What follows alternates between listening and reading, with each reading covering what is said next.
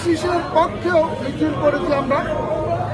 আর আপনারা জানেন যে গত 2 দিন জামাতের যে আমির প্রথমে টুইটারে মাধ্যমে সে আমাদেরকে যে মা বোনরা তাদেরকে পতিতার সাথে তুলনা করেছে, তাদের নিয়ে যে কটূক্তি করেছে, এবং গতকাল আমাদের স্বাধীনতার মহান ঘোষক শহীদ রাষ্ট্রপতি জিয়াউর রহমানকে নিয়ে স্বাধীনতার ঘোষণা দিয়ে সে মিথ্যাচার করেছে, তার প্রতিবাদে এই শফিকুর রহমানের নিঃশর্ত ক্ষমতা চার দাবিতেও আমরা আজকে প্রতিবাদ করেছি।